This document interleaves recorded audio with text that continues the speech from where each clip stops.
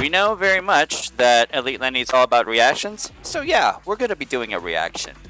I just didn't think that this would be how I actually would be doing, because I technically got a compilation of links.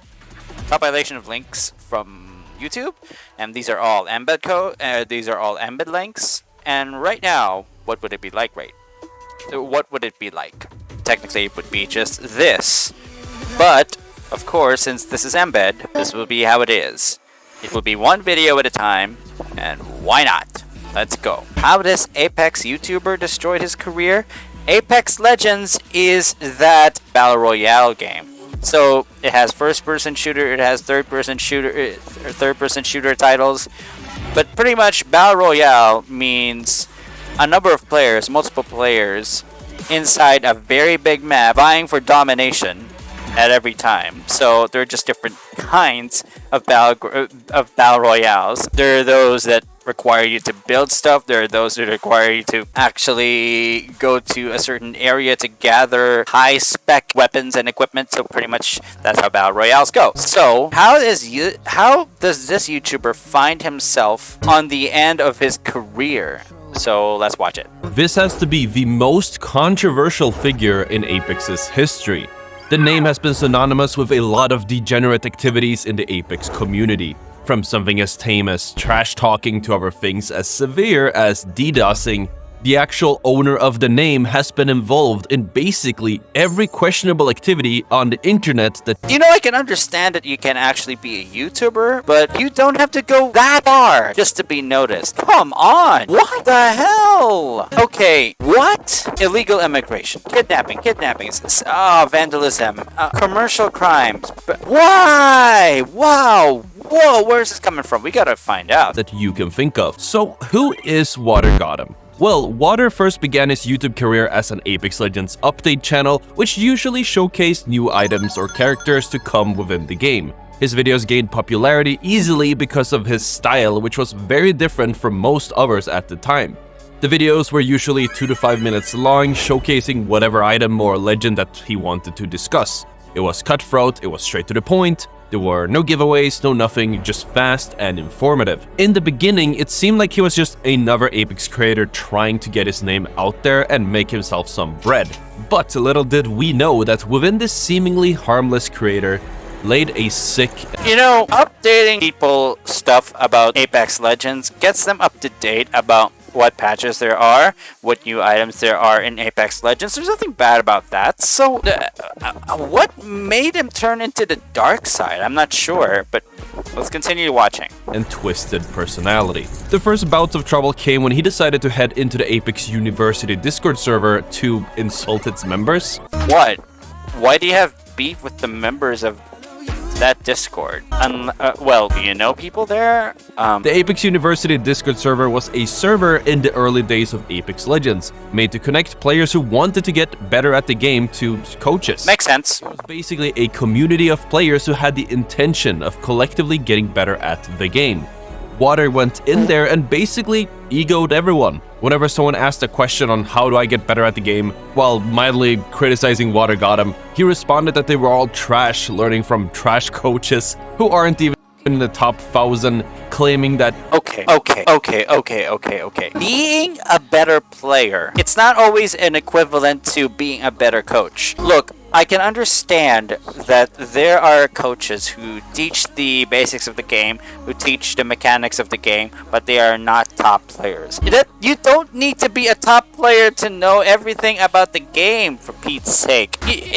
Not every coach can meta everything. Okay, not every coach can meta everything. Please understand that very clearly. Even in gaming, even if there are coaches who teach new players about what they should know about Apex Legends, they do not easily meta the game, or they are not instant experts unless they really got a degree for the expertise. They really got a good degree or experience for the expertise here. Then yeah, maybe. But that the coaching for video games does not make you an equivalent to being a badass and being a top player. We are human. Not everything can be juggled at the same time. So he was the number 3 in the world for some reason. which wasn't even true in any universe. Wait, excuse me? Learning from trash coaches who aren't even in the top 1,000, claiming that he was the number 3 in the world for some reason. Oh my god, this guy. Wow, he claims to be a top player, and he disses coaches for not being top. That is low. That is very, very low. Which wasn't even true in any universe. So let's do some quick math here. Some of the people in the Discord watched his tutorial videos, and he was also in the Discord. It is only to traffic. It's only to traffic viewers in. It is only to traffic viewers in. You gotta be so controversial that it can actually traffic viewers onto your channel. They actually try to track what is actually worth in your channel so that they could try to verify if what you're saying is actually true. Because you don't want to get wrapped up. Okay, as a YouTuber, as a video content creator, I am just warning you, do not wrap yourself up in lies just for views, just for clicks, just for attention. You will get exactly the karma you're getting, and it will be coming back right at you. Look, liking a video just because there's controversy in its user is natural, but always suspect if that video content creator has something up in his sleeve and is being so shady. Especially if you're watching anywhere in a video content creation site like YouTube. So yeah, just letting you guys know, you gotta be, unfortunately, a skeptic in this world. So not everything is what it appears on the surface. This guy definitely is no exception to the rule. He is shady as hell for what he's doing. Especially attacking members of a Discord server, a community. Wow, this guy. So, by his own logic, wouldn't that mean that he's also a trash coach? Water said that he didn't need to prove anything to them since he's in the hardest Apex Discord to get into, with apparently the top 500 players in the game. What are you trying to prove? If it got so hard for you to actually get into that Discord server, what are you setting to prove, man? And from this incident, he showed that he couldn't handle any form of criticism, whether constructive or not. When called out for his behavior on Twitter and on YouTube, he basically held the opinion that they were all haters. Dude! Okay, so we got an entitled guy here. We have a very, very entitled guy over here. It is not healthy. Maybe he should have just been kicked out of the Apex Legends communities all together for actually doing this. I mean, maybe, but what happened? Why not? Why didn't that happen? But hold on to your horses, it does get worse from here. In his videos, he began to steal content from data miners without even giving them credit. He would post var files and var skins that they had found without permission in order to garner as many views. Uh-oh. Yeah. So data mining happens when I'm not really entirely knowledgeable when it comes to data mining, but pretty much data miners siphon data to their systems from confidential sources, like from any of the key developers of any of the games. They try to siphon information to them, but if this guy is siphoning information from direct to the sources and then sharing them, that is definitely stealing from secondhand source. This, of course, is gonna be much worse for him, especially if he's dissing a community. If he's dissing community members, if he is dissing community members for trying to be constructive in their criticisms, criticisms or not, all he has to do now is just be shady. Okay. Okay, well, this is wrong. This is so wrong. As quickly as possible, all while claiming that the data miner didn't want their name to be revealed, which was— Okay, let me remind this. I need to understand. Skins and but hold on to your horses, it does get worse from here. In his videos, he began to steal content from data miners without even giving them credit. He would post var files. He steals data from data miners without giving them any credit at all. That means he didn't even ask permission. Files and var skins that they had found without permission in order to garner as many views as quickly as possible, all while claiming that the data miner didn't want their name to be revealed. which was kind of absurd as the main reason That was a bad move. is to gain exposure and followers on their social media pages. It was an especially weird thing to say since Water at the time had over 150,000 subscribers. Who wouldn't want their name mentioned on such a huge platform? When the data miners and leakers began to put watermarks on their content to prevent Water specifically from stealing their content, he resorted to manually scrapping out the watermarks and using them for his videos anyway. Water Gotham went as far as to say that Heavy on edits just to steal the actual videos anyway. Oh my god, this guy. Wow, that's career-ending criminal activity. he made Shrugtal's career, and if you don't know who Shrugtal is, you probably weren't part of the OG days of Apex. Shrugtal was the most respected data miner slash leaker that we ever had in Apex. He made very good videos from the content that he had mined out of the game himself. He was the guy. Whenever it came to leaks or secret files, Shrugtal was the best and the most reliable. For Water Gotham to say that he made Shrugtal's career, that was kind of a huge slap to the face of the data mining community, not that he had any respect for them to begin with. Water Gotham was fond of blatantly stealing content and leaks from Shrugtal's channel and uploading them the exact same day, giving no chance for Shrugtal's videos to gain momentum in the first place. What would normally end up happening was that Water's videos would do better than the ones from Shrugtal, despite the videos being comprised of mainly stolen content. In addition to that, Water Gotham also had a data miner called Tobias providing him with leaks, but that didn't really last very long as Water doesn't do well with people. The reason why they split up was that Water, in his infinite wisdom, decided to say on Twitter that the leaks from Tobias for a supposed new legend in a playtest were fake, which wasn't actually true because the playtest ended up being very real. Tobias proceeded to block him on Twitter, further raising the hostilities between Water and the data miners. This wasn't the first time the Water had fallen out with a... Yeah, so definitely he doesn't speak to people so often just because he has a problem with people.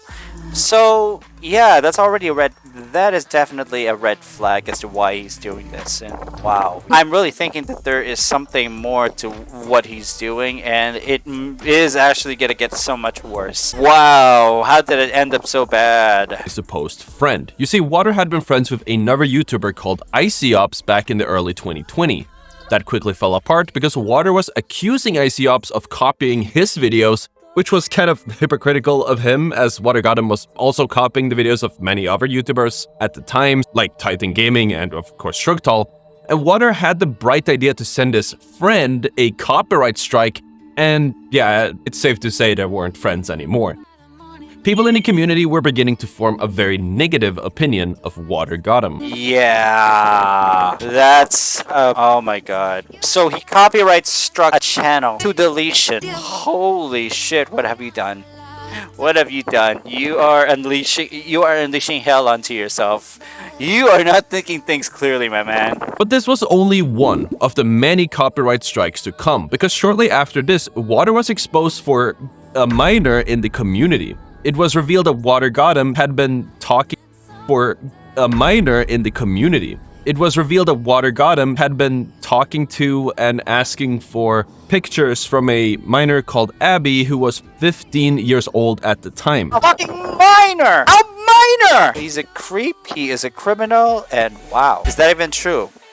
He is a creep. Water himself was about to be 19. In the leaked DMs from Discord and Snapchat posted by the girl, he said that he wanted to rail her and hoped that she didn't mind their age difference, which was a crazy thing to say. You know, I can understand that there are roleplay references that do that, but no, in real life, no! Abso-fucking-lutely not! No!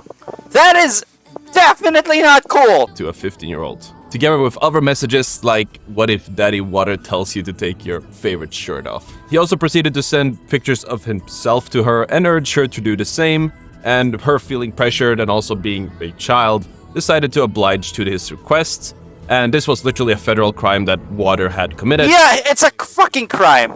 Luckily, Abby's friends had convinced her to distance herself, and when Abby told him about this, he spared no effort in trying to convince her to stay with him. He was attempting to manipulate her into believing that her friends wanted to get her out of the way in order to be with him. And in my opinion, that doesn't really make much sense. Eventually, when the news came out, he encouraged his Discord members to go attack the 15-year-old girl on Twitter. She received a lot of death threats and harassment. He claimed that the leaked DMs were fake and that he only ever messaged her on Twitter, which he took a screenshot of. The problem with the screenshots that he sent was that those were new messages sent after he was already exposed, so literally the equivalent of taking medicine after death. As if that was any better, the new screenshots showed Water basically saying, "I'll date you when you're 18." And I think that still counts. Yeah, that counts for pedophilia. You piece of shit. Yeah, you deserve the charges that are coming to you.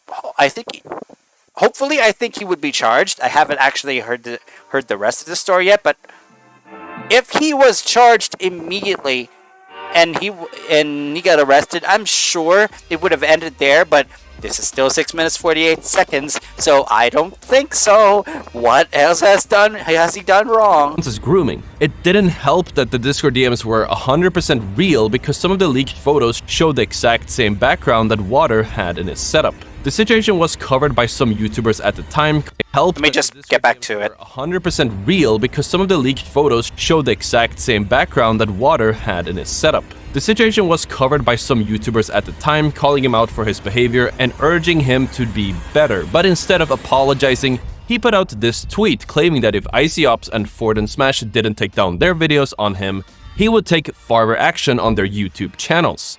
These further actions, of course, means a false copyright strike.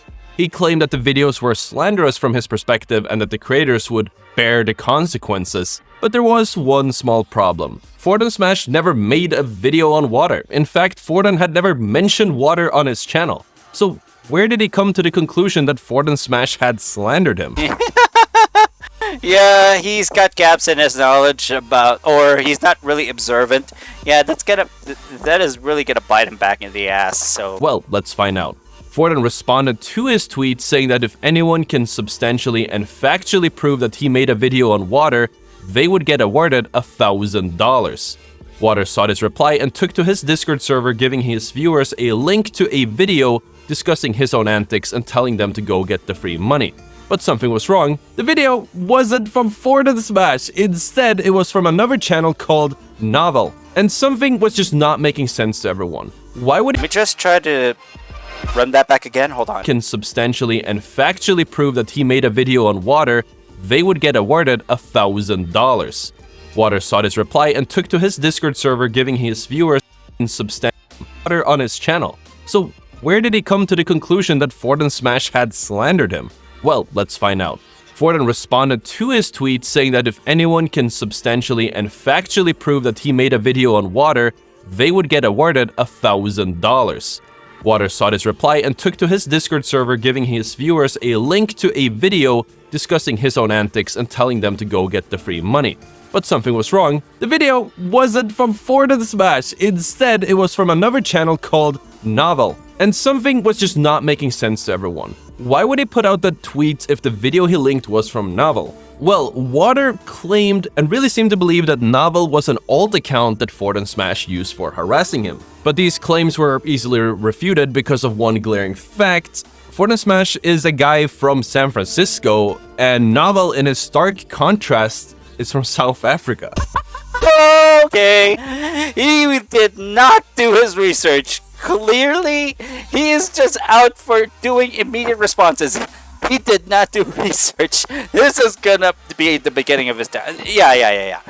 His downfall is beginning right here. Yeah, he's gonna be validly called out after this, and yeah, it's gonna be the beginning of the end for him. Smash ended up showing this on his channel with video footage of him and Novel, and I genuinely don't understand how Water Gotham came to the conclusion that they somehow were the same person. Again, Water Gotham, when presented with the facts, decided to double down. He once again claimed that Smash had slandered him. God, what are you doing? That's a bad idea. area. Gotham came to the conclusion that they somehow were the same person. Again, Water Gotham, when presented with the facts, decided to double down. He once again claimed that Ford and Smash had slandered him, but he deleted the video. He added an intentionally cropped comment which he claimed to be a community post about him to support his claim. But once again, Water's claims were easily debunked. The video that had been deleted from Forden's channel was a movie review of the new Mutants movie that had came out back then. Forden deleted the video because he felt it didn't match his audience, and the so-called community post about him was a cropped comment that Forden made on someone else's channel. When asked to apologize, Water Gotham didn't actually do anything. He just called everyone haters and used the N-word. He said, "N-words like you are always like this. Come to my Discord and you are being banned." Wow, you didn't need to be a racist. Oh my god. Wow. Just wow. This guy. No, this guy. And like, you guys have to remember, Water Gotham is like the whitest dude you know. You can clearly see how big his ego was, and remember, it's going to get worse. He genuinely thought he was the guy. It was his way or no way at all. His ego problems were exacerbated by the fact that he still had very loyal fans who would ride and die for him despite the controversies. Most of them were known for harassing anyone who tried to hold Water accountable. Other creators started to cover the situation, calling him an egoistical maniac, and everyone except Water's fans was beginning to see just how sick and twisted the situation and Water was. And his next few wrongdoings truly put the nail in the coffin for his YouTube career. Because for whatever reason, what just happened wasn't enough. Because he took it to the next level. Water began to solicit the help of reputable cheaters like Toothy and his friend Autism Gaming, who regularly posted videos of them hacking together on Apex. And if you don't know who Toothy... Yeah, you get into the cheating sphere, it really is going to end your career so badly that no one would be... You would be safe from no one, and they would be calling you out for so many times. No matter if your career has ended or not. You will be remembering it for all time, and it will not be the end for you, it will be scarring you for the rest of your life. God damn, this will be very... Yeah, I don't have love for this guy. I do not have love for this guy. It was, well, just watch this clip. Getting and your whole family over and over and over again in game. You trash can cheater, huh? Toothy, you how you like that? Anyway, one could guess that Water was seeking their help in order to reach #1 Predator.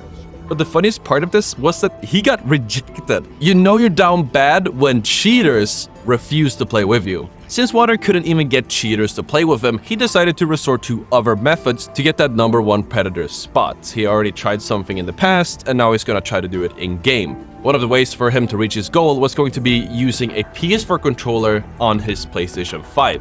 And the only reason you would use a PlayStation 4 controller on the PS5 at the time would be because strike packs didn't work on PS5 controllers at that time. And if you don't know what a strike pack is, it's basically a controller accessory that can change the way you play the game. It has the capability to negate things like recoil, and is very popular among console grinders. It didn't come as a surprise to most that someone who would seek out cheaters to play with him would also be willing to cheat himself, but this was also just pale in comparison to what he was about to do next. In early 2021, leaked messages surfaced showing Water Gotham talking to a YouTuber who is known for teaching people how to DDoS servers. Water was asking him how to bridge a connection from his PC to his console, and with a bridge connection being the main thing you needed to DDoS a server. Since the leaked messages surfaced, most people were speculating that Water Gotham was DDoSing the servers, but nobody had concrete proof of this, so they didn't think he should get banned. Water was only banned once on PlayStation at the time, and it was a temporary ban that only lasted for 7 days. He claimed that it was because of a bug and/or spam reports. But just a few weeks later, something very incriminating would be brought to light. On the 27th of April 2021, Water Gotham was getting accused of DDoSing quite a lot more. Everyone who wasn't a... So DDoS is a term. It's a term for crashing online servers. It's mostly related to game. It's mostly related to game multiplayer games. It's not just FPS and battle royales. It can be related to open world games too. Those that have online features. So crashing servers forcefully Yeah,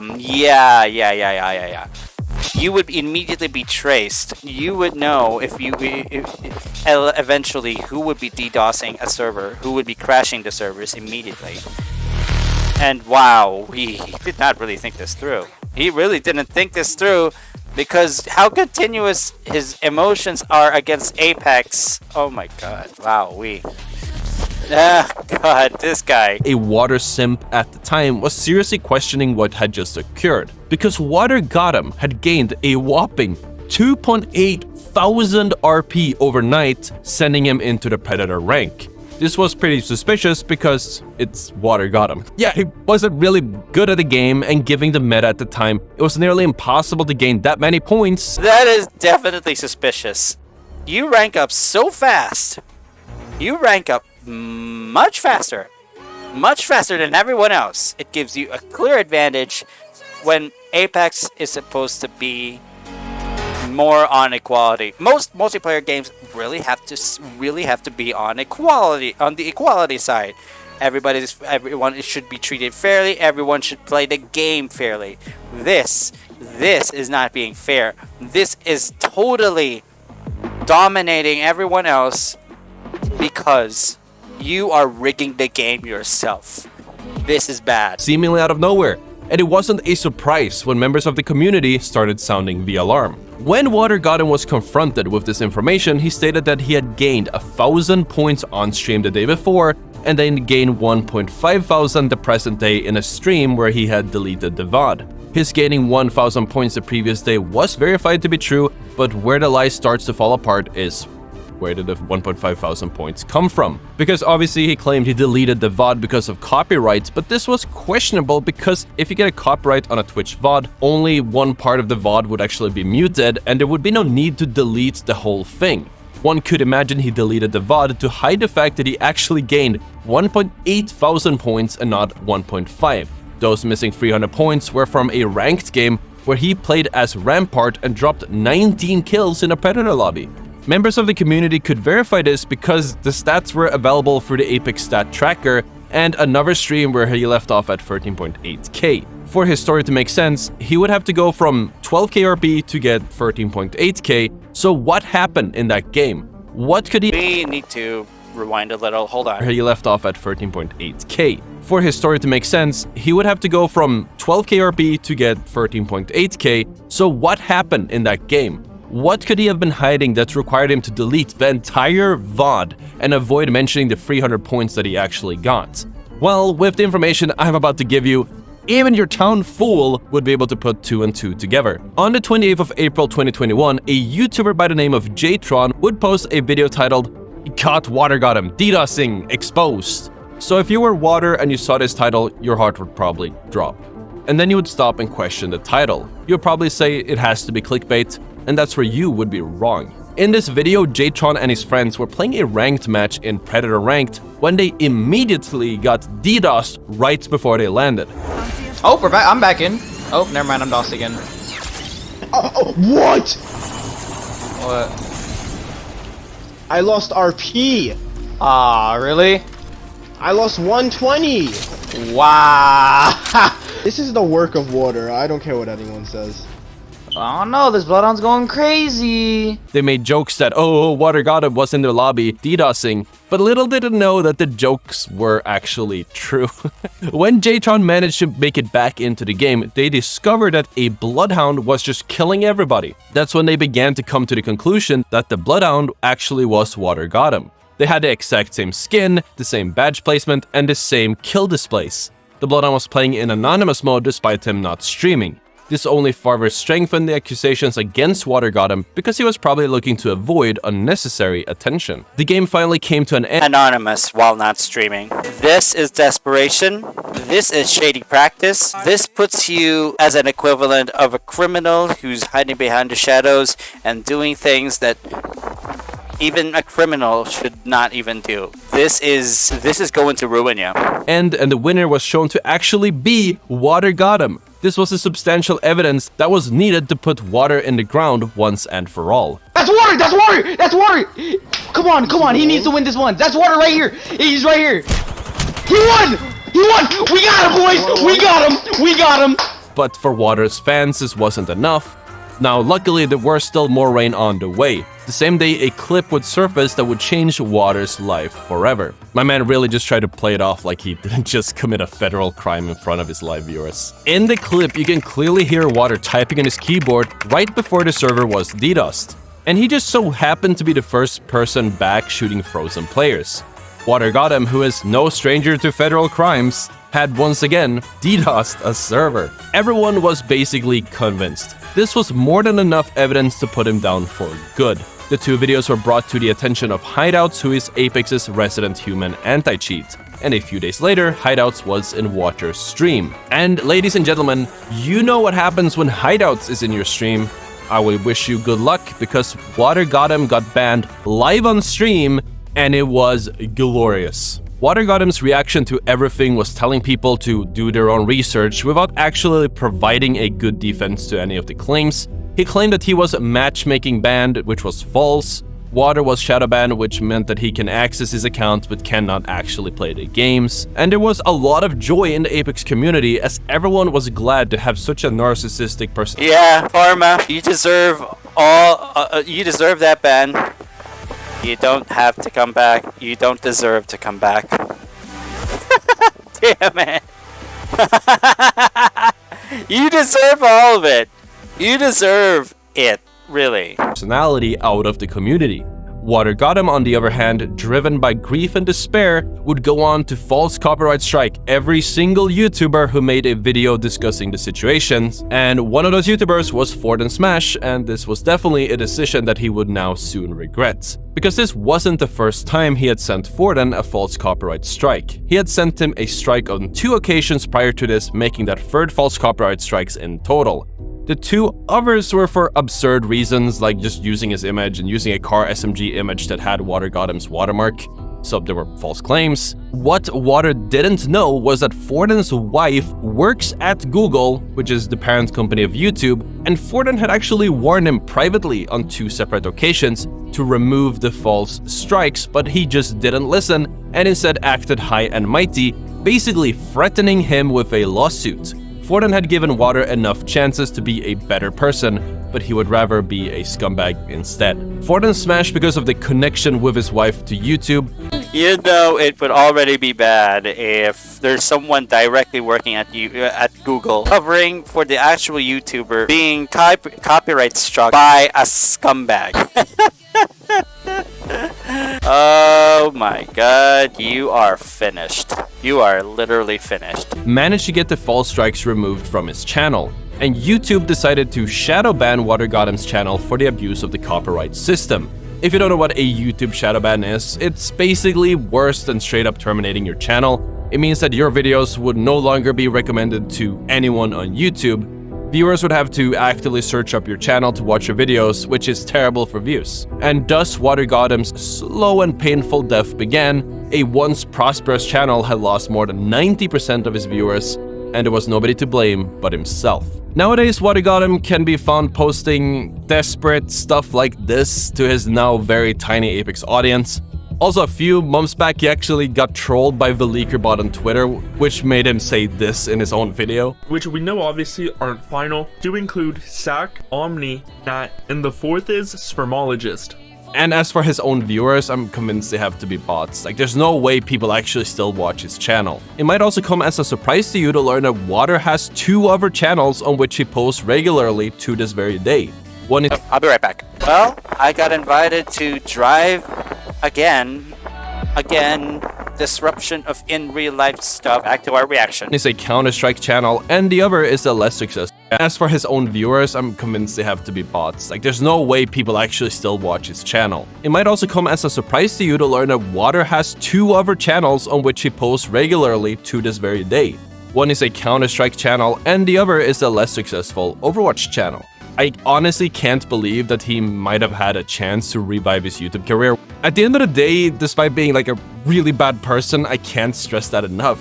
The amount of content he's putting out, I mean, it speaks for a pretty insane work ethic. I'll give him that. But that's the story of Water Gotham, a creator and player who thought he could do whatever he wanted without any consequences or repercussions. His ego was his downfall, and things would have never gotten to this point if he had just acknowledged his mistakes and genuinely apologized. Yep. Speaking of things that are dead, if you want to learn about the Apex Legends melee character that I guess died, check out the video on the screen. Thank you for watching, and I'll see you all tomorrow. That was pretty nice. I think it is from OTTR. I'm gonna subscribe to him. Yep, I have subscribed to him. Definitely worth it, I suppose. So, am I gonna do another reaction video later? I guess I will, because I get interrupted, because I gotta drive some people to wherever they need to go. So, even if it's a couple of hours later, I can just tell you, I actually searched for his YouTube channel. It's not anywhere on Facebook. I mean, it's not anywhere on YouTube. It's like literally gone. Literally gone. So, he really got what he deserved. So yeah, and we shall continue doing some more reactions, which is, well, this is something called WARZONE2.exe. Take note, I actually said before, I hate Warzone, not because I have a skill issue, but because casuals are being driven away from Call of Duty games right now, and they ruined the Call of Duty formula by putting a battle royale compete against the core genre of Call of Duty. General multiplayer. Warzone is a different kind of multiplayer. It is not the same as Battle Royale. Please. They did not know what they were entering. And now we're going to be seeing a meme video. I'm not sure if it's a meme video, but let's see for ourselves. But for the first 10 seconds, I had a sneak peek. I really had the sneak peek, and I could tell this is a mega meme video. So yeah, let's watch it. Let's watch this in full, yeah? Enemy spotted. Oh, yeah.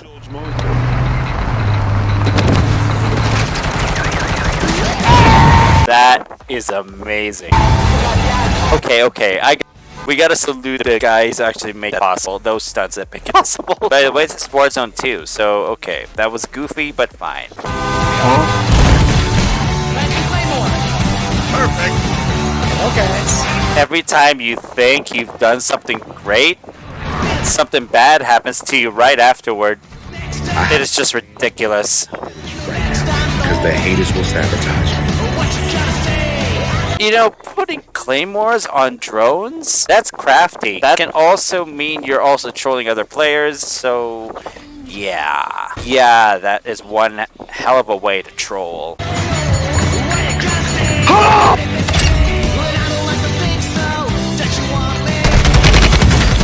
Really, nigga?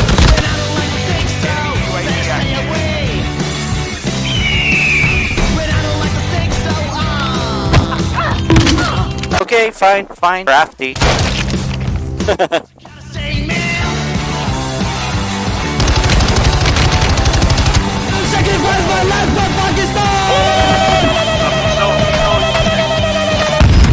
You know, if you really gotta sacrifice yourself just to get one, you've pretty much overcompensated, but at the same time, you've wasted yourself in the process, okay?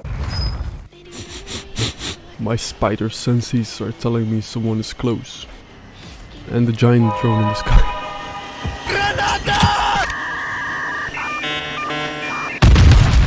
Okay, fine.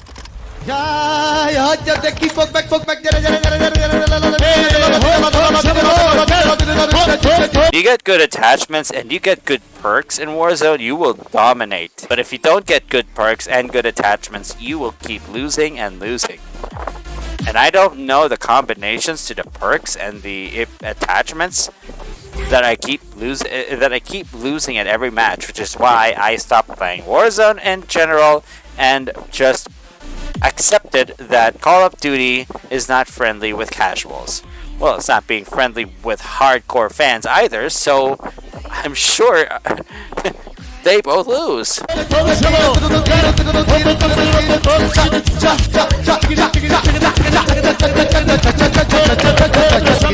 Yeah, I know. Same formula, same thing. We know that. It's boring.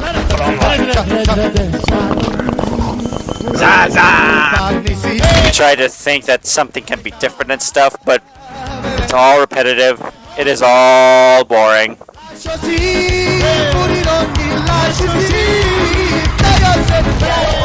swear I heard someone here.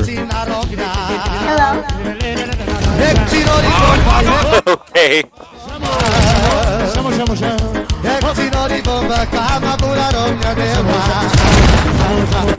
Nice. A win is a win. A win is a win. I don't care what y'all say. Oh, someone's coming. Let's just chill here in the bush.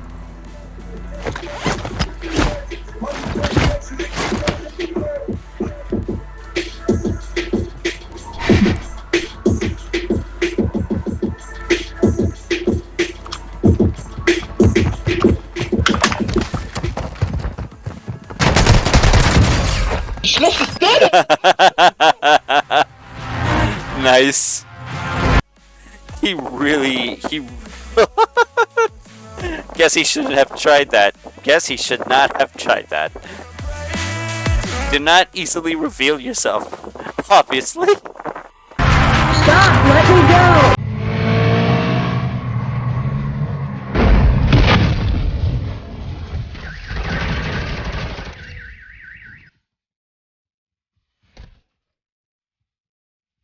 Planting Claymore!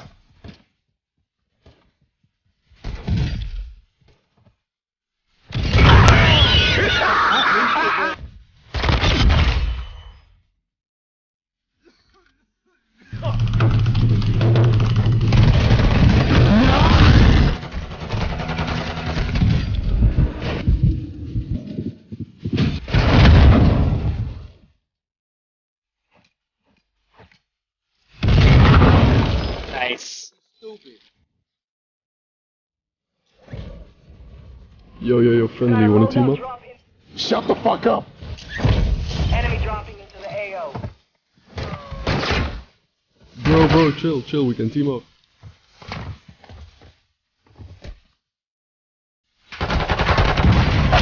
Oh, was it the sniper monkey? Thank you for your service, sniper monkey. Here you go, big boy. You deserve it. Wow.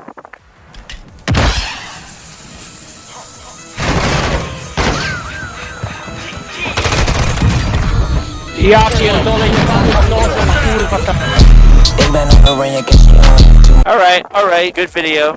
Good video, definitely. I left Warzone a long time ago. It feels like a long time ago. I feel like it's been decades. Activision can burn in hell for making players suffer like a lot. Yeah, so definitely I am right for leaving Warzone, and I have no regrets. So yeah. So Mortal Kombat 1. Some of us have seen it, some of us have not. But how exactly are things in Mortal Kombat 1, especially with the new era? Now, for the new players who don't know the entire story of Mortal Kombat itself, this is a renewed timeline, a completely different timeline from the previous Mortal Kombat entries, such as those for the PS4. So I'm just letting you guys know that this is one of the PS5 games that you can actually expect, but I don't know if this is going to be a multi-platform one. I did hear that this is going to be out on Steam, but is that going to remain true up to this point? I'm not sure. But what can we find with Mortal Kombat 1? So we'll take a sneak peek. We will take a sneak peek into the story. We will see for ourselves, yeah? Lots of Mortal Kombat news to discuss today. However, I lost my voice at Combo Breaker. So please bear with me. My voice is returning little by little, but even so, I'm scared to raise my voice even slightly because Street Fighter 6 is almost here and I want to make a bunch of guides for that game, so my voice needs to come back and I'm trying not to hinder that process. So once again, please bear with me. Hopefully this is the one video where I sound like this. First up, let's talk about how you can play Mortal Kombat 1 early for free. That's right, there's actually a stress test coming up, and this will take place before the beta, which is happening in August. I first learned about this at Combo Breaker, and it blew my mind because only a week ago the game was revealed, and already they're talking about a stress test, and yes, you can sign up. If you go to the Mortal Kombat game support website, they even have an FAQ. Let's have a quick look at that. A stress test. Oh yeah. Doesn't that require you to have good hardware though? So you can actually, I'm not sure if you can be given options to actually change out your graphic output, but like me, if I'm on a 1660 Super, I cannot exactly handle the ultra high graphic settings. I usually go on either low, either medium. I can actually, for the likes of Mortal Kombat 1, I can actually go to low to medium to actually maintain the 68 frames per second. So, an online stress test, I'm not sure if it's going to depend on your hardware, but if it does, usually only those ones that have good hardware can actually enjoy Mortal Kombat 1 before the beta. So, yeah, pretty much. Obviously, I will not be participating in the stress test. The intention of this stress test is to stress our online servers in preparation for— Oh, sorry, I thought this was hardware testing. This was server network testing. Okay. the September 19th launch of Mortal Kombat 1. But here's the interesting part. Is the online stress test a beta? No, the test is not a beta. It is a true stress test. The purpose is to deliberately stress our online infrastructure and identify potential issues ahead of the game's launch. The test is also unrelated to the Mortal Kombat 1 pre-order beta that has been announced for August 2023. That means, aren't the the online stress testers themselves, shouldn't they be the most trustworthy people to actually try this, to not reveal so much information when they actually see something new? I mean, if they're going to be different from the actual beta testers, they got to be very, very careful about what they say. That means they got to be trustworthy to the actual publishers. Wow, that's got to be a lot of responsibility. That's going to be a lot of responsibility. True, because the stress test does not unlock all characters. What about an online conquest mode? Think about that for a second. How sick would it be if conquest mode is online co-op? Or at the very least has an option to play online co-op with your buddies. Normally, Mortal Kombat actually focuses on one-on-one matches, so I would doubt that there would be co-ops at the beginning. So I guess they'll try the most optimum modes for online stress tests. Player versus player pretty much is the way to go. So why divert from the good formula from the past Mortal Kombat titles? I mean, the 1 versus 1 should actually work, unless there is a tag team system. Well, if there's a tag team system and players can co-op from there, then okay, I can see why the co-op is actually necessary. That would be incredible. I would love that personally. And it could be the stress test is closer to that. It's not the actual beta where you play as the characters, but even so, it will still stress test the servers in a different way, possibly in a different game mode. And once again, this stress test is completely free. The only thing you have to do is sign up for a WB Games account, but that's completely free, and it's honestly no hassle at all. It takes less than a few minutes. However, it's worth noting the stress test is not on PC or the Nintendo Switch. Here's what I was thinking. Yeah, I was predicting that PlayStation 5, which means consoles, mostly consoles only. No specific date late. It says on the website they're going to announce it later. However, since this stress test is different from the beta test that you get for pre-ordering the game, we can safely assume the stress test does take place before that beta. And once again, the beta is in August, which means this stress test could be taking place in July, or honestly, even as early as June. Anything's possible. I mean, they're announcing it really early, so they're pretty tight-lipped. They're very, very tight-lipped about this. I like it, and at the same time, only the most dedicated of trackers of the news, of this type of news, would be able to finally get a date for the online stress test themselves. I'm not going to look forward to it because I'm not exactly dead-on fanatic of the Mortal Kombat games. However, they are absolutely incredible when it comes to graphical quality, and at the same time, the production, it's nuts. It is really nuts. They even released a couple of DLCs from the last one, especially Aftermath. You know, I can actually wish I could play Aftermath, but it's too late now. It's really too late now. You really need either a PS4 or a PS5 to actually just play with that. Or, yeah, you have a Nintendo... if people have a Nintendo Switch, the problem is the FPS output is so low. It cannot even get to 60. It cannot even get to 60, much less 30. Heck, it even slows down during the X-rays. I even tried it myself the base Mortal Kombat 11 game, there is a slowdown, and wow, that's unforgivable. Anyway, so yeah. The stress test could actually take place in the next month, but now it's time for topic number 2, the setting of Mortal Kombat 1. A lot of people assumed that because this game takes place in Liu Kang's new era, that the story could actually be a prequel and take place during the time of the Great Kung Lao, or possibly even the very first Mortal Kombat tournament, which is a really fun theory. And maybe there's a completely different version of the entire timeline in which all the characters are existing in a certain period, in a certain period, or maybe if it allows them to actually occupy different periods, but they can actually get together like in a time twisted way. I'm not sure what the story is gonna be, but this is Liu Kang after all. He is the new god, not Raiden, so yeah. Made plenty of sense because Mortal Kombat 11 ended with Liu Kang going to the past during the Great Kung Lao era. In fact, he is training the Great Kung Lao personally. And as a result, it makes sense that a lot of fans would expect this next game to take place during that time period. However, that does not appear to be the case. Because if you look closely in the background, you can see certain devices that were not available until the modern 21st century. For example, there's straight up a satellite on that rooftop in the distance. That was not available several— That is definitely making me ask as well, what era is this in? I mean, the scene between Sub-Zero and Scorpion, if that's a satellite dish right there, then that must be the modern Earth realm? Really? That's modern Earth realm right there? Even I don't understand. That means definitely spread onto multiple periods. I think the multiple periods idea would actually be the most likely.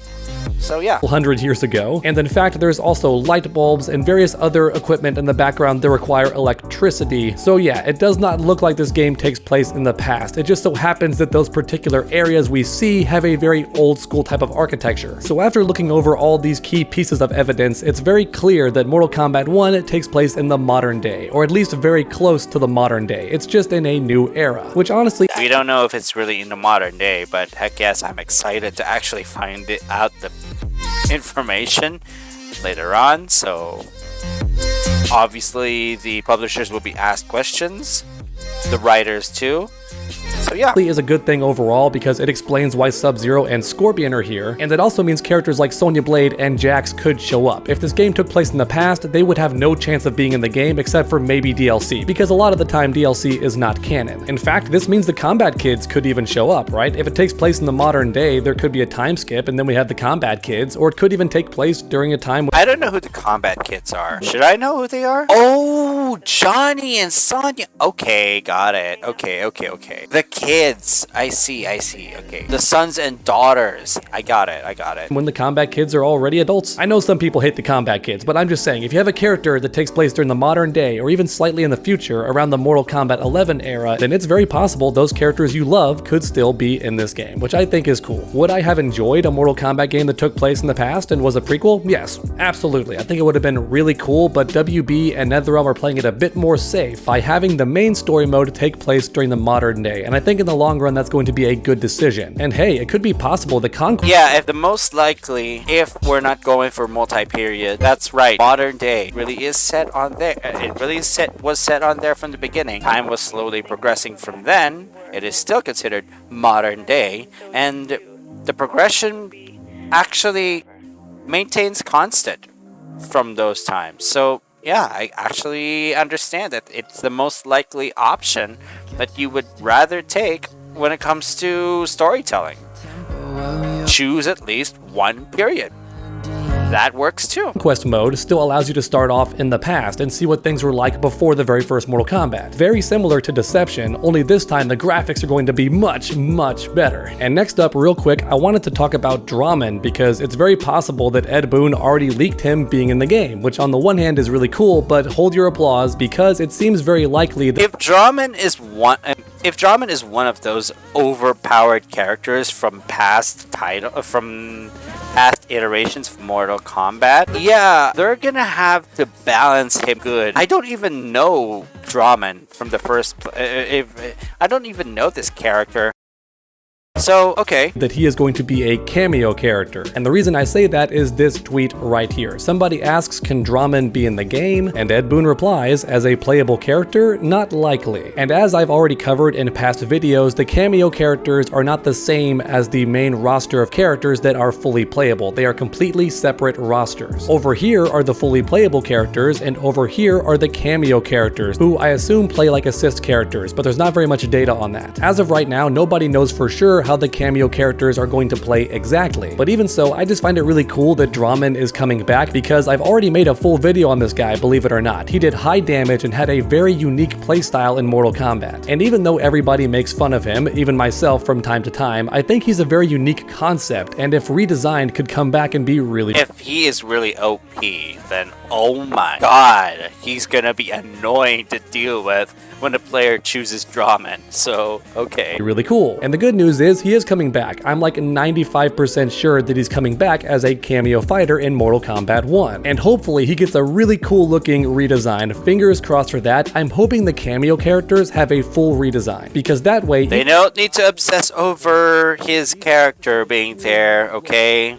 And now if he doesn't arrive, to talk about a dark— if he doesn't arrive, they don't need to obsess over it. Forums. Some people theorize the recent trailer is actually the start of Mortal Kombat 1, as in all of these characters you see are dead, with the exception of Fire God Liu Kang and also Raiden, because keep in mind we don't see him die in the trailer. And as a result, these two sole survivors either reset the timeline and try to prevent Shang Tsung from killing all of these allies, or there's a time skip and we see what happens in the future after the fallout of all these characters dying. Now, I don't think any of these theories are super likely, because if they are true, I'm a bit worried. I'm tired of revenants. I don't want to see good guys come back as villain zombies. Yeah, we don't like reoccurring stories from the past timeline to actually happen again, because we've already seen the tragedies of dead characters. So yeah, Kung Lao, what's that main character's name? I gotta keep remembering. Hold on, Liu Kang, okay. Yeah. We don't want to remember the dead characters coming back to life because of I keep forgetting the faction from down there. Yeah, I call it hell, but whatever. I'm tired of that. If you want to have their allegiances changed, then fine. Have them do a heel turn. Maybe Raiden is evil in this game. That's fine. Maybe Jade is evil in this game. That's fine. Maybe Reptile is a good guy in this game. I think everybody would love to see that because it makes it more likely that he gets a chapter in story mode. And how about my girl Frost? I would love to see a good Yo, Frost is actually cool in Mortal Kombat 11. I don't care what you actually think, but when it comes to her moveset, it's quite different, quite good. It's not exactly the most graceful, but heck, yeah, she's a little easier to master version of Frost, who's a loyal ally to Sub-Zero. That would be very interesting. Stuff like that sounds fantastic. Have all the heel turns and face turns that you want. I'm just tired of revenants and evil zombie counterparts, which is why I'm hoping these theories are fake. I don't think NetherRealm is going to do the whole kill every— Yeah, okay, that's the term, NetherRealm. Okay, the NetherRealm faction. I just hope that no repeating events actually happen on Mortal Kombat 1. Every hero at the start and then have them be villains thing. Nor do I think they're gonna try the combat kids again, or even a new generation of fighters taking the place of the main heroes. I seriously doubt that NetherRealm debuted the fan favorite characters in this trailer just to have them be dead at the start of story mode. I don't think it's very likely. But as you all know, I love making these videos interactive, so let me know your thoughts in the comment section down below. Make your voices heard. And then while you're down there, leave a like if you enjoyed the video. It really does help my channel out a ton. And then keep that combo going by subscribing and ringing that bell, that way you never miss a future True Underdog Gaming. I actually had to subscribe just to make sure. I guess he does game reviews and gaming news, so definitely check out his channel. So yeah, you should. Future video. Make sure to come back next time, and as always, stay underdogs. There's new shirts in the merch store. It's just merch. I think we can I think I already get this one. So pretty much I am looking forward to seeing the beta videos already. We will find out soon enough if Mortal Kombat 1 actually holds up very, very well for the consoles. And if ever they get released if ever they do get released for the PC, I hope they're really playable. So, yeah. I really am excited about this one. So, yeah, definitely back at it, and I actually slept. I actually feel good. It's the morning. I had to actually rest, so yeah, definitely a good deal. I had to rest, and now we're actually going to be watching another reaction video, in which the title of it is "The End of Nintendo Switch is Finally Here." Yeah, it was around since 2017. It's gonna die on 2023. Why? Are they really gonna end? Hold on. 17, 18, 19, 20, 21, 22. After only 6 years. Really? Really? It's no surprise that the era of Nintendo Switch is over. I mean, it's a 6-year-old outdated console. We haven't had a good game since Animal Crossing, and it can't even play Call of Duty. Ugh. Thankfully, though, our heroes at Sony and even Asus, I think that's how you say it, are here to save the day. With all these fantastical handheld consoles releasing left, right, and center, which one is best? I'm gonna talk about all of those today, and let's be even more real. I love my Switch, baby. I can't stop playing Zelda, and in the meantime, while I'm working on this review, may it ever— Look, just follow the title and say that Switch is gonna die. Okay, just follow the title and say Switch is gonna die. That'll be all over with if you are a pessimist. Do not say that. Let them announce it themselves, and it will be fine. You will not have to say it yourself. You will just have to hear it from Nintendo, slapping your face with the reality that a Nintendo Switch will no longer be supported after November 2023. But is that even true? I do not know. Now, because of this video, it really got me curious. Are we really going to lose the Switch? Are we actually going to lose the Switch for real? So I actually looked at articles, especially the ones that are actually number 1 or number 2 on Google, and I've actually located these articles right here. And this one is from eventhubs.com. This was by Justin Gordon, alias Adaptive Trigger. In the title, we could be approaching the end of Nintendo Switch's supported lifecycle based on several factors. And what factors are those? Legend of Zelda Tears of the Kingdom. It actually released without... Well, I think for me at the moment, it is highly acclaimed because as the sequel, it should be highly acclaimed. And at the same time, for what I see on YouTube, and especially with its gameplay and other stuff that they've actually seen with the game, it's actually doing good for itself.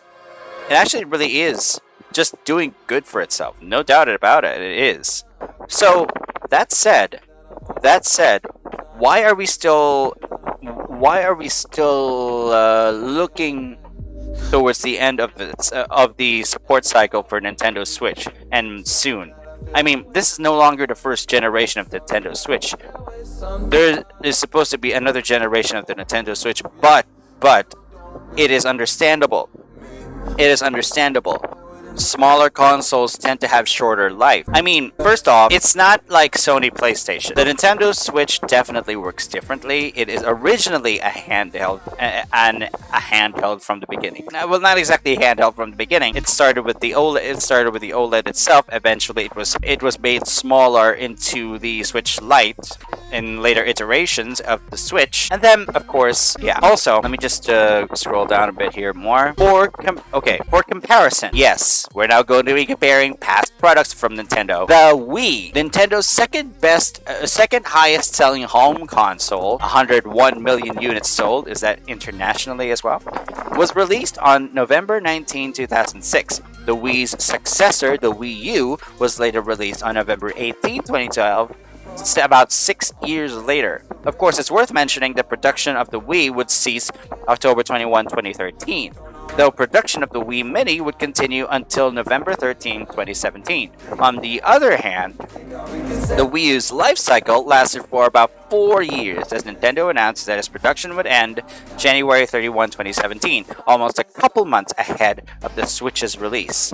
Unfortunately, the Wii U has a commercial failure for Nintendo, as they were only able to push out 13.56 million units throughout its lifetime, meaning the public did not really appreciate what the Wii U was, unlike the Wii.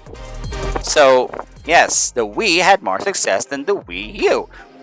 But I'm not really sure about that because I haven't really seen the sales figures, so I'm not going to judge it so much. As of this moment, however, Nintendo has barely spoken about their plans for their next home console. Hold on, wait. Okay, I missed one paragraph. Needless to say, it should have been expected that the Switch lifecycle will more closely mirror that of the Wii's rather than the Wii U's, being that both the Switch and the Wii have been highly successful for the gaming company. Like I said, Wii U has not been that successful. Okay, now due to this, we shouldn't probably expect a new console release for Nintendo by the end of 2023. While 2024 is a possibility, it'd be quite optimistic to hope that Nintendo announces and releases the next console by then. More than likely, we'll probably receive the first details of the next console sometime in 2024. If this is the next generation of the Nintendo Switch, okay, fine. Hopefully there would be unique games that support the next generation only, but not the... No, it should still be supported by the previous generations, because there should be at least some sort of backwards compatibility, because the Switch is just one console. Even later iterations, the later generations, should at least be... Alright, let me rephrase it a bit. What I'm saying is, all generations of Switch should have compatible games that could run for each other, because since they can all run Switch games anyway. Ultimately, though, we'll just have to wait for official results from Nintendo themselves to truly know. And let's see this next... No, we will see this next one. Nintendo confirms no Switch devices until April 2023. There will be no new Nintendo Switch console this year, so it's already past April 2023. So have they already started production? They, I think, have started production. So yeah, the next device from the company is rumored to be the Nintendo Switch Pro or the Nintendo Switch 2. February, a leak of NVIDIA's DLSS source code appeared to confirm a new device was in the works. DLSS, meaning NVIDIA's DLSS, the actual video card. So part of NVIDIA's video card is actually inside the new Switch? Is that possible? Really? Okay. Plus, last September, employees from 11 game companies told Bloomberg that they were working with Nintendo's 4K development kit for Switch. However, Nintendo quickly denied these rumors. They don't want any high-level information coming out. So I'm sure when it comes to rumors, they shut it down very quickly. They purge these people who spread the rumors. Or maybe they are not rumors at all, and the information could get out anyway, people could get curious, and Nintendo decides to shut it down. Yes, it is like them. They are a company very strict with their game development, with their hardware development. That's how they are. But we should respect Nintendo for that type of secrecy, for the discretion. Yeah.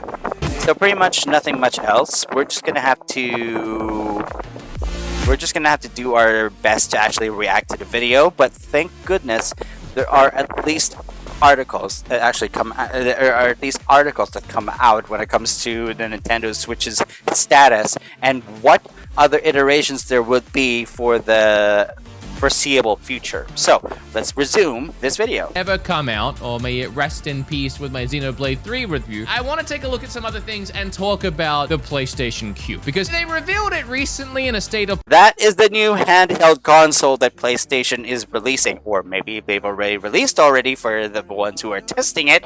I'm not sure. I haven't looked into this yet. Play that I reacted to, and I uploaded the whole reaction to my highlights. Oh, it's in the showcase channel if you want to watch it. Okay, cool. The general reaction to it seemed to be, why? And yet I was watching it and I was actually kind of excited. I even think it looks good. A lot of people think it looks wacky. I don't know. Maybe I'm alone in this one, but if this actually looks like what looks like the Asus ROG Ally from one of my past videos before, this is okay. This is going to be a PS5 exclusive mini console. Definitely, I'm gonna say that. Either it's a PS5, or it's equipped with backwards compatibility. I'm just saying, a lot of things still unknown because the general public hasn't really seen this yet. A lot of things still unknown from this little console that we can actually play soon.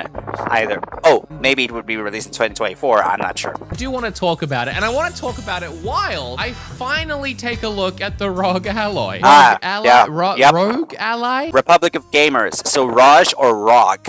So I'm not sure how that's spelled. I don't know how that's pronounced. I mean, the internet was abuzz with this recently when ASUS released their own Steam Deck competitor, and I got one. I wasn't one of the first 2 people. I mean, that was Linus Tech Tips and I don't know who, but I was in the first 100 people to be sent one of these, which is something I am very honored and I'm very excited. And thank you so much, ASUS. The thing is, you sent it the day that Zelda came out. This arrived on May 12th. I was busy. I've been busy. In fact, I haven't played this thing really. Is it strategic? Has it been? Hold on. Hold the frick on. It was said to him the day that Tears of the Kingdom came out. Is this strategic? Has this actually been strategic? Has it actually been strategic? So, the Raj Ally came out on May 12th. Tears of the Kingdom came a little after that. Hold on. We just get confirmation. Hold on. Tears of the Kingdom came out May 12th, 2023. Raj Ally came out June 2013. It came out June 2013. So, hold on. What? Hold on. So, the June 13th comes out in the public for... Hold on. This is the public release. So, the influencers, those who are trying to review the Raj Ally, they're being released early for them. So, hold on. So, the Raj Ally prototypes were supposed to come out before Tears of the Kingdom. That means it was ordered earlier, but he only received it during the release of Tears of the Kingdom? That is strategic. There's a reason for it. I think the Raj Ally cannot support Tears of the Kingdom because Tears of the Kingdom is exclusive when Switch. I mean, or maybe the messaging there is bad. I'm not sure which is which, so I'm not sure either. Really at all. I turned it on, I installed Elden Ring, I played that for a little bit and went, wow, this thing is sick. Turned it off and went back to my Switch to play more Zelda. I mean, at this point, I'm weeks late and I'm going to be weeks late if I try to do a video on this. So while we talk about the queue, I want to also quickly talk about this thing. If you haven't seen it before, it is honestly really nice. I should have had my Steam Deck with me. Let me go get it. Okay, I went and got... Weight-wise, it actually feels a little lighter. Don't quote me on that. I might be wrong. It's a teeny tiny bit smaller, but it's what it's capable of that's actually impressive. 7-inch display screen, 1920 by 1080, whereas the Steam Deck, I believe, only goes up to 900p or 800p. You got an AMD Ryzen Z1 Extreme processor, AMD Ryzen graphics. I mean, we're looking at 1.21 gigawatt. And it's got loud fans when you actually plug it in or when the game is highly demanding. A lot of cooling because components heat up. So that actually makes sense. The fan is loud. It doesn't matter.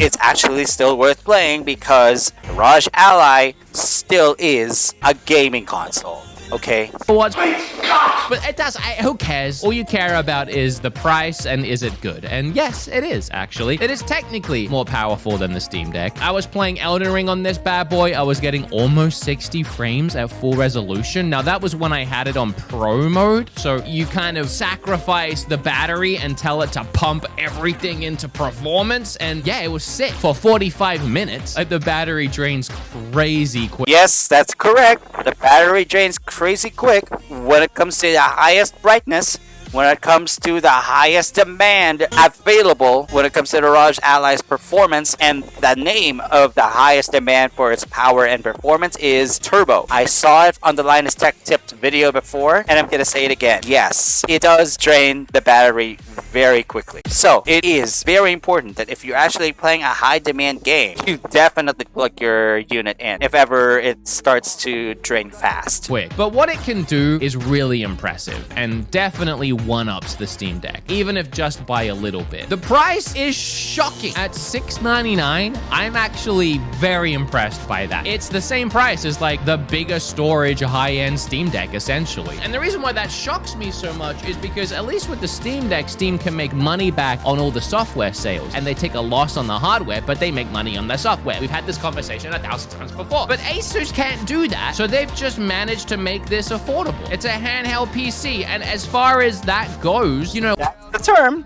handheld PC. It's not exactly going to be, hold on. I'm not sure how live service games are going to be working for the ROG Ally, but that means they would have their own clients. They would have their own launch clients in the handheld PC. So it'll be a little bit of a hassle, but I think it can handle itself.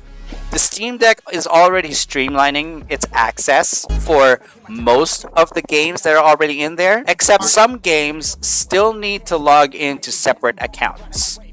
For this one, it's not so streamlined, and if there are live service games installed on the ROG Ally, you would still need to log into separate clients all at the same time. So it will be a little bit of a hassle when it comes to live service games being installed on ROG Ally, because separate logins. Yeah, that's how it is. We've taken a look at A&Neo, we've taken a look at X company here, but all of those that even come close to the quality of this are over $1,000 or more. So all that considered, this is basically, I'm not going to buy $1,000 worth of it when I can actually buy. I don't want to say it.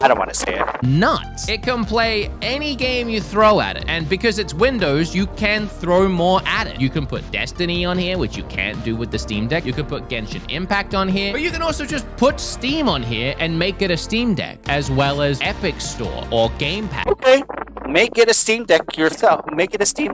All right, you won my heart right there. Sure. No hacking required. So this, I would say, is the best Steam Deck competitor on the market. But that doesn't mean you shouldn't buy a Steam Deck over this. Actually, I think the Steam Deck still offers more from a user experience. It's more that the games are optimized for the Steam Deck. The Asus is just a PC, so no games are going to be optimized for it. You're just going to have to wing it and hope for the best. But developers actually do work on the Steam Deck version of their games, and then you get that nice little green check, everything's playable, and it's great. The user experience of downloading something and knowing that it's just...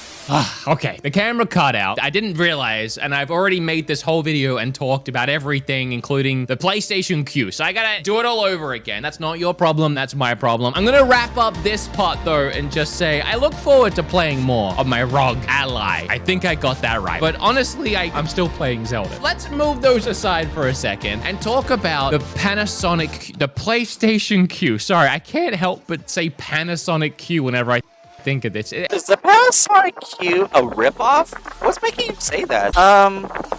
Okay. Okay. It's so close to the GameCube. And I want to stress, I really do like this, despite what a lot of people are saying. But the very first spec of the Project Q, okay, it's an 8-inch, good, HD LCD screen. I don't know why you wouldn't go for HD LCD. Okay, so Switch also works with an LCD, except it's an OLED. Except the main version is the OLED itself. I'm not sure if that's an LCD or an LED, but oh my god, this PS5 console is actually cool. For the OLED. Wait, if he is actually presenting all these new consoles because it really trumps over it really overwhelms the popularity of Switch, then no, I wouldn't really say that the Switch is gonna die. I wouldn't really say that the Switch is going to be phased out because of the new consoles that are coming out. I'm actually suggesting that the Switch is just, well, it's just in the limelight. It's not exactly out of the spotlight. It's just in the limelight. It's still there. It's still available. It's just that it's just slowed down. There are new iterations of Switch that are being planned to be released anyway. So I think others are already being developed for it. So the Switch is not gonna die. But I'm glad that newer consoles would get to actually come out. It would make the Nintendo really think of what the Switch's performance would be the next time it actually releases a new console. So yeah, they like to definitely look at other companies, what they're capable of, so that if they actually try to develop a console, they would either try to copy, or they would try to find inspiration to get the performance that they need for the next console. So the Nintendo Switch would definitely still be around because Nintendo is still competitive. No matter what you say, the Switch will still be around for a while. Switch did that, and you can see the big difference between the base and the OLED version. It almost made up for not having a Pro mod. And I don't want to get hung up on this, the one thing I don't like about it. On a Sunday at 4:30 p.m. in 2023, you're gonna give me my gorgeous PlayStation 5 HDR, ray tracing, 4K. The games look so good these days, and you're gonna give us an LCD portable screen to play the games on? I don't know, I feel like most gamers these days that have PlayStation... You know what I think about Sony's PlayStation 5 and the new portable version of it? I think they're overcompensating for something, and I do not know what. If it is for others, if it is for other consoles in fear of them overtaking PS5, then I totally understand. But Sony is overcompensating for something. It is still unknown as to what they're compensating for. So PlayStation 5s have OLED TVs or 4K TVs. It's going to be tough switching between, I feel, but I haven't seen it, so maybe I'm wrong. As other things, I mean, we know the frame rate, 60 FPS, 60 Hertz, pretty typical and standard since we are... I'm just going to say this. As long as it runs 60 FPS, I'm good. 60 FPS on actual gameplay. I can release my 30 FPS because I want to save space on my hard drive. Look, when it comes to playing anything, usually I like to record them, okay? I just have a thing when it comes to standard resolutions and conserving the graphics card of any device. It's just, I'm just making sure that it's right out there. I'm not always going for ultra on every new game. So, just letting you guys know, I am a conservative when it comes to the performance of a graphics card. I try to go medium to high on low tier games. Sometimes ultra on the easiest games to play, like GTA San Andreas. But I go low to medium to reach 60 to 120 FPS on the more recent games. Now, I haven't played Tekken 7 yet, so yeah, we will see how my graphics card, the 1660 Super, is going to take it. So, just let you guys know, okay? Streaming it, there's no reason why it shouldn't be at least that. The price, we're looking around $200 to $300. We're not sure, but that's the estimated. I think any more is getting a little insane. Yeah, we are just streaming the game, so there's no need for a bunch of onboard specs. We're not building the next Steam Deck here. We're building the next Stream Deck. That's why you watch. Yeah, that is a... Yeah, definitely. We're building the next Stream Deck. That's why you watch this channel. A lot of people seem to want PlayStation to make another Vita or the next PlayStation Portable situation, and I don't think that's a good idea. It's just so hard to get into that market now. If they wanted to go the full route of a brand new portable and they want to get people in that market, they've got to start making exclusive games for it and building up a whole library, and you got to start doing that now when you have the Switch, which is absolutely on fire and has completely cornered the market with like 15,000 games on it. And then on the other side of the market, you have handheld consoles coming out weekly. Neo can't seem to stop releasing. Yeah, when PSP services had shut down, we were actually wondering that time if there would be another handheld console that will be the equivalent to PSP. We thought the PS Vita would do it. For a while, it had some success, but eventually shut down a couple of years after it first released, and it was actually, well, it took way less time for the PS Vita to be around. I'm just looking at a site where I can actually find answers here.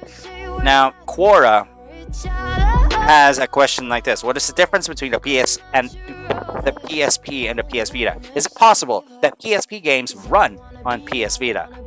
Not all, or no, because I have not played the PS Vita at all. So yeah.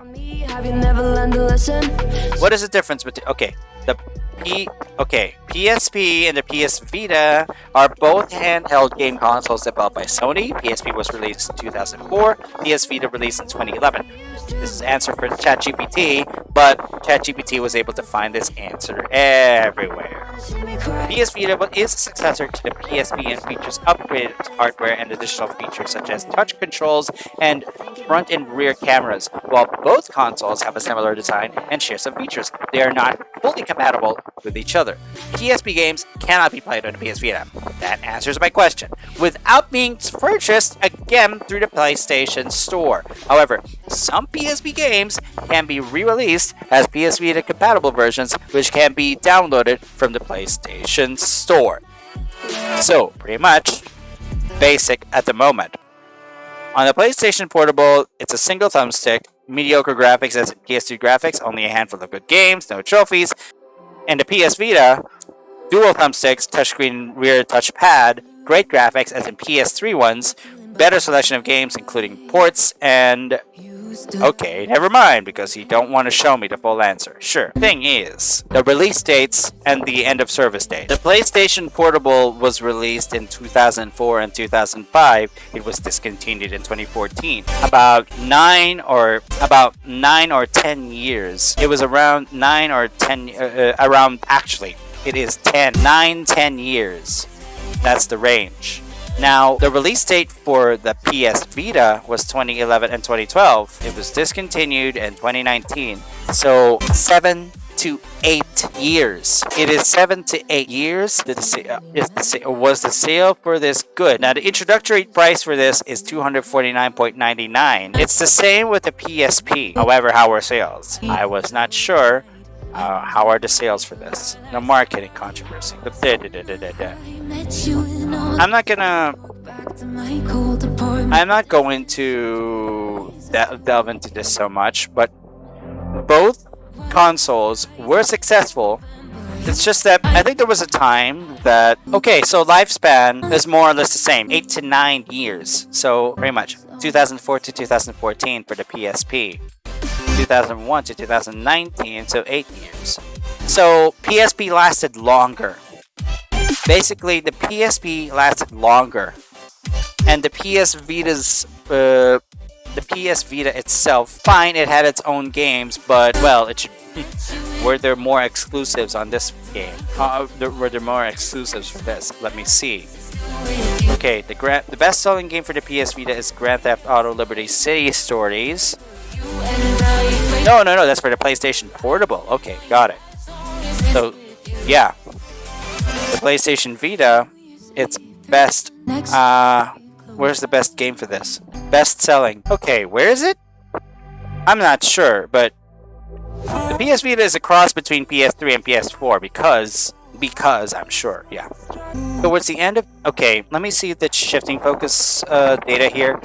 Towards the end of 2013, much around the launch of Sony's next video game device, the home video game console, the PlayStation 4. Okay, when the time PlayStation 4 came out, Sony began making comments in regard to the change in focus with the Vita. Yoshida stated that Sony would be releasing fewer first-party games for the platform. Sony Computer Entertainment's product planning and platform software innovation director Don Mesa stated that the economics simply don't work with the traditional process. Sony addressed the economics of the Vita game development issue with beginning on focusing on the fact that almost all PlayStation 4 games could be streamed and played through a Vita. So, you were looking at a product in which there were way less PS Vita exclusives. It can only be used as a streaming platform to your current PlayStation 4. So, It is very bad. It is, people don't like a simple streaming device to the PS4 if there are way less exclusives for the PS Vita. I'm saying right now, the PS Vita has been around in the market. However, its popularity is way less than the PlayStation Portable. It is way less than the PlayStation Portable. Maybe there are people who may not have liked this. Yeah, I'm looking at a quote. It's not about individual Vita games anymore. Yoshida said this in July 2014. It's more about how Vita can have multiple uses with PS4 Remote Play, PS3 games with PS Now. So basically, they're just using PS Vita as an extension. People don't like that kind of... People do not like that kind of console. Maybe PS Vita is just being used in conjunction with another console, but that is not a portable console that people would always like to use. So I doubt that PS Vita was always brought around. So yeah, PS Vita had way less exclusive games than the PlayStation Portable. That's what I'm actually saying. That's what I'm actually saying right now. So pretty much, we're looking at a less successful portable console, the PS Vita, unfortunately. Now the Nintendo Switch will be around for a long while. That much I can say, because there are newer competitive handheld consoles coming out, and the Switch will not be left behind because Nintendo will not allow it to be left behind. The market is still looking for innovations for the Nintendo Switch, so give more iterations to the Nintendo Switch. We're only on the second generation of Nintendo Switch right now, released on the public. We will eventually see the Switch Pro come out. How will it be? I'm not sure. Consoles. It's just so much they would have to compete within this space. Do we really want Xbox or PlayStation to split their focus anywhere else right now? Let's just really nail these home consoles. So I think the idea of just giving players accessibility, another way of playing their games, is just all... Yeah, give players another way to play the games, not via remote play all the freaking time. Not like what they've done with PS Vita. They should at least make sure that the handheld portables, the handheld consoles that they actually release, have at least good storage space and definitely good account management, so that any live service they play that is actually related for the PS5, for example, their new portable console would actually be very much playable in almost every location, in almost every occasion. Please, let it be like the PlayStation Portable. Please, not another PS Vita. Always great. The more options, the better. So why not put a Wii U pad situation in their hands where they can take their games off the TV and play it portably? Kim can watch Vanderpump Rules while I'm sat there playing my PlayStation at the same time. I don't know what's going on in that show. I don't care. Someone's cheating on someone. And streaming technology has come such a long way. If you've played something like Nintendo Switch streaming, you've tried doing the cloud or Resident Evil and you had a bad time, don't worry about that. It's not even the same. Those situations, you're streaming off a server, someone else's PC, and God knows where it is. This is literally your own PlayStation booting up and you're playing your own game. And your PlayStation will be on when you're playing it. But you could even... So basically, okay, it's just a feature. It's just one of the standard features. If Sony had mastered remote play from consoles, then fine. This portable device is welcome to actually do that. But hopefully, it should be a better portable device. For Pete's sake, please give us a portable console. Do not just give us a remote play console. Please. Even take it to a friend's house or somewhere else with good Wi-Fi. Probably boot up your PlayStation at home, which freaks me out because if I'm not home, I don't want my PlayStation on. Maybe I'm old-fashioned, but please don't burn down my house. But as far as the actual console goes, to me, it's just like almost buying another controller. I mean, it literally is another DualSense controller that someone took the bandsaw to and hacked down the middle and slapped a screen on the inside. And for a couple $100 for an extra controller that also has a screen, I'm I'm not against it. I think this looks pretty cool. I even like the design of it, if not a little brittle. I am worried I might sit on it and break it and snap it. The design actually looked very questionable from afar because the only thing that actually might support the actual screen for this new portable console would be the joints between the two sides of the controller looking handles and then the rear. So it looks vulnerable from afar, but I think if there's good engineering when it comes to the design and the structure, I think it will hold. It will definitely much hold when it actually comes out and was actually held by actual players. So I'm pretty excited. I'm pretty excited to actually find out how it feels for the average player. It looks like it has some weak points, but I don't know, I think it looks cool. And yeah, as far as streaming technology goes, we've come a long way in that space. These glasses that I was sent that allows you to play your games in the glasses, they finally sent me this neckband of theirs. I don't have on me right now, it's charging upstairs, but you wear it around your neck and you connect the glasses to it, and then it's all like a all-in-one unit. You can bring up streaming services, Netflix, Hulu, all of that, but you can also download something like Steam Link, and I did. The other day, I connected my Xbox controller to my neck and Steam Linked from my PC to my neck, and I was sat there playing Cyberpunk, technically on my PC, but it all booted up from the glasses. And it was a 1-for-1. There was no input lag. The technology is definitely there, and this will be a really cool addition. So it's mostly the same thing. It's mostly the same concept. Okay, that's cool, I guess. But this is LCD, not really completely okay. Maybe it's just the perspective. Maybe it's just perspective-wise. It'll be different, but it is the same. Healthy LCD for your eyes. Hopefully it really doesn't destroy your eyes, especially if it's so close. If it's on glasses after all, so yeah.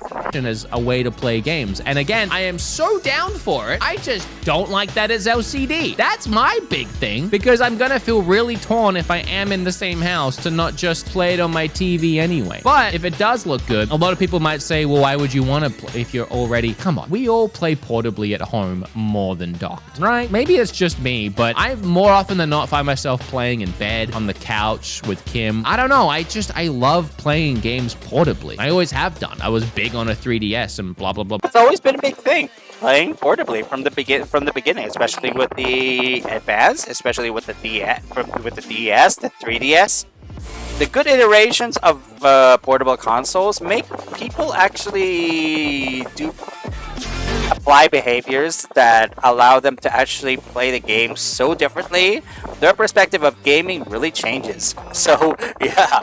It is actually a good change, if you ask me. Blah, blah, blah. I mean, heck, a lot of people are asking PlayStation to make another Vita, which is portable. So if that is such a big want for a lot of people, of course people want to play portably at home. There's obviously a market for that. PlayStation wouldn't make this if there wasn't a market for that. Kind of makes LANs easier. If you wanted to play a multiplayer game, you take your queue to your friend's house, and then you boot up your PlayStation from home, and then you like buddy up with your friend, play some Destiny or whatever. I can definitely see uses here that are really cool, because again, it's just about accessibility. So yeah, I'll check out the queue when it comes out. I'll keep messing with the ROG whenever I finish Zelda, actually, is when I will do that. If I have any more updates there, I'll let you know, but for now, I'll add this into my ridiculous handheld collection that I'm amassing here. And I want to know what you guys think about the Project Q, which I'm really hoping gets a better name at some point, and the ROG, heck, and the glasses. All this tech is wasted on me. Of all the people to have this stuff, I'm playing Zelda on my Switch. That's all I care about. I'm gonna go do more of that right now.